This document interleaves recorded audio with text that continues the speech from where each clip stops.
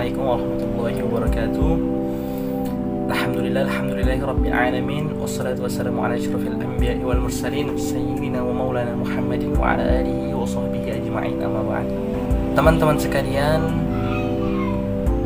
yang terhormat, Ustadz Aksan SPD MPD selaku dosen pengampu di mata kuliah Sejarah Peradaban Islam, saya Muhammad Zulkifli Sofyan dengan NIM 303001200663. Pada kesempatan kali ini saya akan mempresentasikan mengenai materi, yaitu Islam pada masa Khulafa Ur-Rasyidin. Islam pada masa Khulafa Ur-Rasyidin dari tahun 632 hingga 661 Masehi. Baik, yang pertama saya akan membahas mengenai pengertian Khulafa Ur-Rasyidin. Al-Khulafa Ur-Rasyidin bermakna pengganti-pengganti Rasul yang cendekiawan. Adapun pencetus nama Al-Khulafa Ur-Rasyidin adalah dari orang-orang Muslim yang paling dekat dengan Rasulullah Shallallahu Alaihi Wasallam setelah meninggalnya beliau. Mengapa demikian?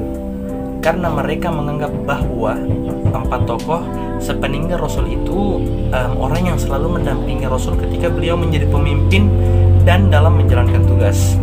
Nah, wafatnya Nabi Muhammad SAW sebagai pemimpin agama maupun negara menyisakan persoalan pelik. Nabi tidak meninggalkan wasiat kepada seorang pun sebagai penerusnya. Akibatnya terjadilah perselisihan, masing-masing kelompok mengajukan wakilnya untuk dijadikan sebagai penerus serta pengganti Nabi Muhammad untuk memimpin umat. Akhirnya muncullah Khalifah Rasyidiyah yang terdiri dari Abu Bakar, Umar, Utsman dan Ali yang memimpin secara bergantian. Dalam prosesnya banyak sekali peristiwa yang terjadi dan patut dipelajari, di mana sebagai landasan sejarah peradaban Islam. Baik, langsung saja masuk pada khalifah yang pertama, yaitu Khalifah Abu Bakar As-Siddiq yang memimpin selama mungkin kurang lebih 2 atau 3 tahun, dari tahun 11 sampai 13 Hijriyah atau 632 hingga 634 Masehi. Namanya ialah Abdullah bin Abi Quhaifah At-Tamimi. Di zaman pra-Islam bernama Abdullah ibnu Ka'bah, kemudian diganti oleh Nabi menjadi Abdullah. Ia termasuk salah seorang sahabat yang utama. Julukannya Abu Bakar atau Bapak Pemagi, karena dari pagi-pagi betul memeluk agama Islam. Gelarnya As-Siddiq karena ia selalu membenarkan Nabi dalam berbagai peristiwa. Itulah mengapa terutama Isra Mi'raj. Jadi Nabi Muhammad ini seringkali menunjuknya Abu Bakar untuk mendampinginya di saat penting atau jika berhalangan, dan Rasul mempercayainya sebagai pengganti untuk menangani tugas-tugas keagamaan pada saat masih hidup Nabi Muhammad SAW. Pada awal pemerintahan Abu Bakar, di mana banyak diguncang oleh pemberontakan awal pemerintahan, orang-orang murtad yang mengaku menjadi nabi, dan ada pun orang-orang yang enggan membayar zakat. Karena hal inilah khalifah lebih memusatkan perhatiannya memerangi para pemberontak. Maka dikirimlah pasukan untuk memerangi para pemberontak ke Yamamah. Dalam insiden itu banyak para khufadil Quran yang mati syahid. Kemudian karena khawatir hilangnya Al-Quran, kemudian Sayyidina Umar di situ mengusulkan pada khalifah untuk membukukan Al-Quran. Kemudian dalam merealisasikan saran tersebut, diutuslah salah satu sahabat, yaitu Zaid bin Thabit, untuk mengumpulkan semua tulisan Al-Quran. Pola pendidikan Khalifah Abu Bakar masih seperti Nabi, baik dari segi materi maupun lembaga pendidikannya. Abu Bakar menjadi khalifah hanya 2 tahun. 2 tahun. Pada tahun 634 Masehi ia meninggal dunia. Selain menyelesaikan masalah-masalah yang terjadi dalam tubuh umat Islam, Abu Bakar juga mengembangkan wilayah keluar Arab. Baik, lanjut masuk pada khalifah yang kedua setelah Abu Bakar As-Siddiq, yaitu Khalifah Umar ibnu Al-Khattab atau Umar bin Khattab, lebih kerap kita sebutnya, yang menjabat dari tahun 13 hingga 23 Hijriyah atau Masehinya 634 hingga 644 Masehi. Dilahirkan 12 tahun setelah kelahiran Rasulullah Shallallahu Alaihi Wasallam. Ayahnya bernama Khattab dan ibunya bernama Khotmah. Perwarakan tinggi besar dan tegap dengan otot-otot yang menonjol dari kaki dan tangannya, jenggot yang lebat dan berwajah tampan serta warna kulitnya coklat kemerah-merahan. Beliau dibesarkan di dalam lingkungan Bani Adi, salah satu kaum dari suku Quraisy, merupakan khalifah kedua di dalam Islam setelah Abu Bakar As-Siddiq. Sewaktu masih terbaring sakit, Khalifah Abu Bakar secara diam-diam melakukan tinjauan pendapat terhadap tokoh-tokoh terkemuka dari kalangan sahabat mengenai pribadi yang layak menggantikannya. Pilihan beliau jatuh pada Umar ibnu Al-Khattab atau Umar bin Khattab. Khalifah kedua itu dinobatkan sebagai khalifah pertama yang sekaligus memangku jabatan panglima tertinggi pasukan Islam dengan gelar khusus Amir al-Mu'minin atau Amirul Mu'minin, panglima orang-orang yang beriman artinya. Pada masa Umar bin Khattab, kondisi politik dalam keadaan stabil. Usaha perluasan wilayah Islam memperoleh hasil yang gemilang. Wilayah Islam pada masa Umar bin Khattab meliputi semenanjung Arabia, Palestina, Syria, Irak, Persia, dan Mesir. Pada hari Rabu bulan Zulhijjah tahun 23 Hijriah, Umar bin Khattab wafat. Beliau ditikam ketika sedang melakukan sholat subuh oleh seorang majusi yang bernama Abu Lu'lu'ah, budak milik Al-Mughirah bin Syu'bah. Diduga ia mendapat perintah dari kalangan majusi yang memerintahnya. Umar bin Khattab dimakamkan di samping Nabi Shallallahu Alaihi Wasallam dan Khalifah Abu Bakar As-Siddiq. Beliau wafat dalam usia 63 tahun. Kemudian yang ketiga ada Khalifah Utsman ibnu Affan atau Utsman bin Affan yang menjabat dari tahun 23 hingga 35 Hijriah atau 644 hingga 656 Masehi. Nama lengkapnya ialah Utsman ibnu Affan bin Abdil As bin Umayyah dari pihak Quraisy. Ia memeluk Islam lantaran ajakan Abu Bakar dan menjadi salah seorang sahabat dekat Nabi Muhammad SAW. Masa pemerintahannya adalah yang terpanjang dari semua khalifah di zaman Al-Khulafa Rasyidin, yaitu 12 tahun. Tetapi sejarah mencatat tidak seluruh masa kekuasaannya menjadi saat yang baik dan sukses bagi beliau.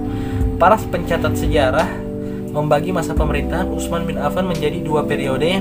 6 tahun pertama yaitu masa pemerintahan yang baik, dan 6 tahun yang terakhir adalah merupakan masa pemerintahan yang buruk.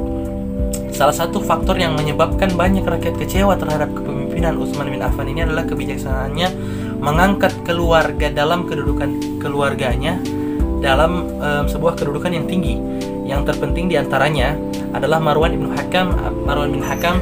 Dialah yang pada dasarnya menjalankan pemerintahan, sedangkan Utsman hanyalah menyandang gelar khalifah. Meskipun demikian, tidak berarti bahwa pada masanya tidak ada kegiatan-kegiatan yang penting. Utsman berjasa membangun bendungan untuk menjaga arus banjir yang besar dan mengatur pembagian air ke kota-kota. Dia juga membangun jalan-jalan, jembatan-jembatan, masjid-masjid, dan memperluas masjid di Madinah. Prestasi yang terpenting bagi Khalifah Utsman adalah menulis kembali Al-Quran yang ditulis pada zaman Abu Bakar, yang pada waktu itu disimpan oleh Hafsah binti Umar. Manfaat dibukukan Al-Quran pada masa Utsman adalah ada beberapa poin. Yang pertama, menyatukan kaum muslimin pada satu macam mushaf yang seragam ejaan tulisannya. Yang kedua, menyatukan bacaan kendati pun masih ada perbedaannya, namun harus tidak berlawanan dengan ejaan mushaf Utsmani. Kemudian yang ketiga, menyatukan tertib susunan surat-surat menurut tertib urut yang kelihatan pada mushaf sekarang ini. Situasi politik pada masa akhir pemerintahan Utsman semakin mencekam dan timbul pemberontakan-pemberontakan yang mengakibatkan terbunuhnya Utsman bin Affan. Utsman bin Affan akhirnya wafat sebagai syahid pada hari Jumat tanggal 17 Zulhijjah 35 Hijriah atau 655 Masehi, ketika para pemberontak berhasil memasuki rumahnya dan membunuh Utsman saat membaca Al-Quran. Persis seperti yang disampaikan Rasulullah SAW sebelumnya pernah disampaikan perihal kematian Utsman bin Affan yang syahid nantinya. Beliau dimakamkan di pekuburan Baqi di Madinah. Kemudian yang keempat, poin selanjutnya yaitu Khalifah Ali bin Abi Thalib yang menjabat dari tahun 35 sampai 40 tahun Hijriah. Sampai tahun ke-40 Hijriah atau 656 hingga 661 Masehi. Nah, kembali lagi, peristiwa pembunuhan Utsman mengakibatkan kegentingan di seluruh dunia. Islam yang waktu itu sudah membentang sampai ke Persia hingga bahkan Afrika Utara. Pemberontakan yang waktu itu menguasai Madinah tidak mempunyai pilihan lain selain Ali bin Abi Thalib menjadi khalifah. Waktu itu Ali berusaha menolak, tetapi Zubair bin Awam dan Thalhah bin Ubaidillah memaksa beliau sehingga akhirnya Ali menerima baiat mereka, menjadikan Ali satu-satunya khalifah yang dibayat secara massal, karena khalifah sebelumnya dipilih melalui cara yang berbeda-beda. Ali memerintah hanya 6 tahun. Selama masa pemerintahannya ia menghadapi berbagai pergolakan. Tidak ada masa sedikit pun dalam pemerintahannya yang dikatakan stabil. Persoalan pertama yang dihadapi Ali adalah pemberontakan yang dilakukan oleh Thalhah, Zubair, dan Aisyah. Alasan mereka, Ali tidak mau menghukum para pembunuh Utsman dan mereka menuntut bela terhadap darah Utsman yang telah ditumpahkan secara zalim.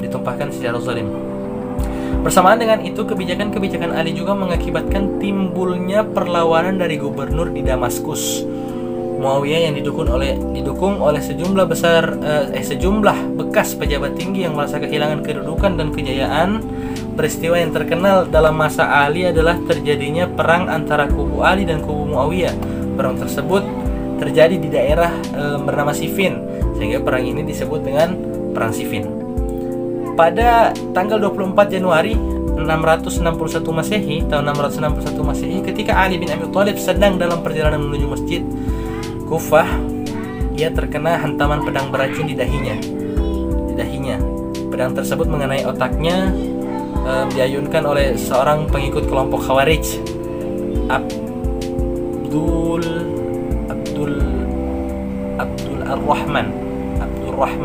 Abdurrahman bin Muljam, yang ingin membalaskan dendam atas kematian keluarga seorang wanita temannya yang terbunuh di Nahrawan. Masuk pada poin kontribusi masa Khulafaur Rasyidin dalam peradaban Islam. Apa yang menjadi kontribusinya? Islam pada masa Khulafaur Rasyidin mengalami kemajuan yang sangat pesat. Dari segi antropologi, para Khulafaur Rasyidin juga bisa memasukkan budaya bangsa luar Arab ke dalam bangsa Arab dengan prinsip tidak ada pertentangan dan perbedaan antar mereka. Dilihat dari segi sosiologis bahwa pemimpin pada masa Khulafaur Rasyidin adalah bukan pemimpin yang otoritas, melainkan masyarakat yang menghimbau, bukan kekuasaan untuk memerintah. Masa Khulafaur Rasyidin adalah masa yang sangat pantas ditiru dalam pribadinya, karena mereka adalah seorang pemimpin yang adil, bijaksana, sederhana, dan sebagainya, semua yang baik-baik.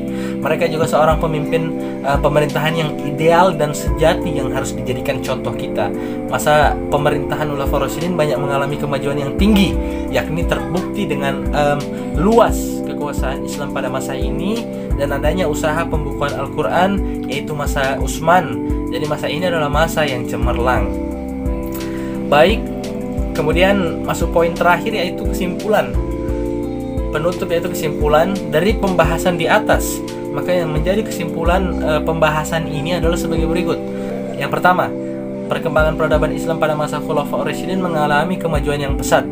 Hal tersebut ditandai dengan pembangunan di berbagai bidang, misalnya perluasan wilayah kekuasaan, pertahanan militer. Yang kedua, kemudian pembangunan armada angkatan laut, kemudian pembentukan lembaga Baitul Mal, pembangunan sarana ibadah, yang keenam pembukuan Al-Quran, pengembangan ilmu pengetahuan, dan lain-lain. Kemudian yang kedua, umat Islam betul-betul masih berpegang kepada tali agama Allah yang lurus. Dalam artian, ajaran Islam dijadikan sebagai dasar negara. Ajaran Islam dijadikan sebagai dasar negara. Apa yang diperintahkan oleh agama diyakini sebagai kebenaran mutlak yang tidak ragu terhadap ajaran Islam itu sendiri.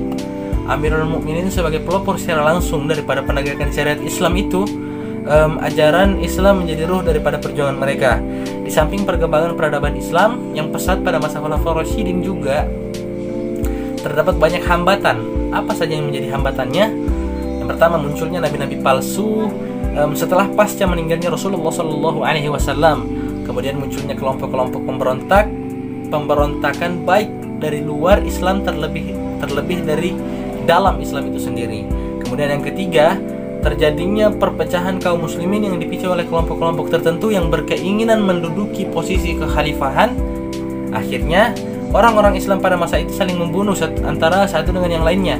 Dan salah satu tokoh yang terkenal berambisi merebut kekuasaan adalah Muawiyah dan Zubair, dan masih banyak lagi yang lainnya yang berambisi untuk menjadi khalifah. Baik, itulah mengenai penjelasan yang bisa saya sampaikan. Mohon maaf jika ada kesalahan. Billahi taufik wal hidayah. Assalamualaikum warahmatullahi wabarakatuh.